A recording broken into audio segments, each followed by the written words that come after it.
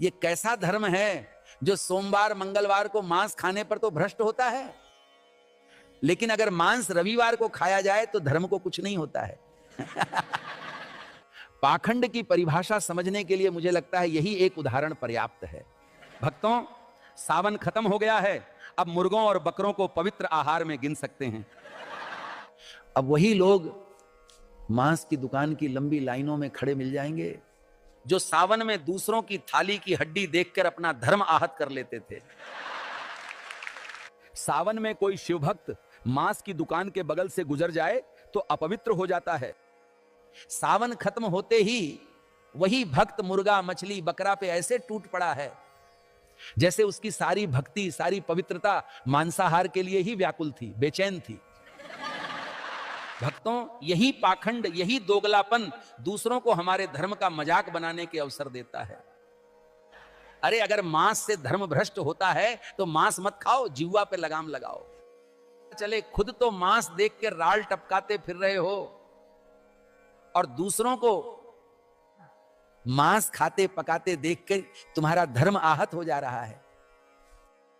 मैं भी तो हिंदू हूं, राम भक्त हूं, शिव भक्त हूं, मैं तो नहीं खाता मांस, और नहीं दूसरों की थाली में मांस देखकर मेरा धर्म भ्रष्ट होता है। दूसरों की थाली देखकर धर्म उन्हीं का भ्रष्ट होता है जो लोग खुद तो दबाकर मांस मछली और बकरा के मांस का सेवन करते हैं। ऐसे लोगों को या तो धर्म या मांस सेवन और धर्म भ्रष्ट वाला ड्रामा छोड़ देना चाहिए। ये कैसा धर्म है जो सोमवार मंगलवार को मांस खाने पर तो भ्रष्ट होता है, लेकिन अगर मांस रविवार को खाया जाए तो धर्म को कुछ नहीं होता है। पाखंड की परिभाषा समझने के लिए मुझे लगता है यही एक उदाहरण पर्याप्त है। भक्तों, सावन खत्म हो गया है, अब मुर्गों और बकरों को पवित्र आहार में गिन सकते हैं। अब वही लोग मांस की दुकान की लंबी लाइनों में खड़े मिल जाएंगे जो सावन में दूसरों की थाली की हड्डी देखकर अपना धर्म आहत कर लेते थे। सावन में कोई शिवभक्त मांस की दुकान के बगल से गुजर जाए तो अपवित्र हो जाता है।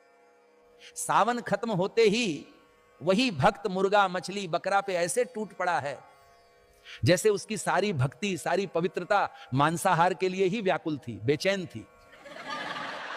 भक्तों, यही पाखंड, यही दोगलापन दूसरों को हमारे धर्म का मजाक बनाने के अवसर देता है। अरे अगर मांस से धर्म भ्रष्ट होता है तो मांस मत खाओ, जिह्वा पे लगाम लगाओ। चले खुद तो मांस देख के राल टपकाते फिर रहे हो और दूसरों को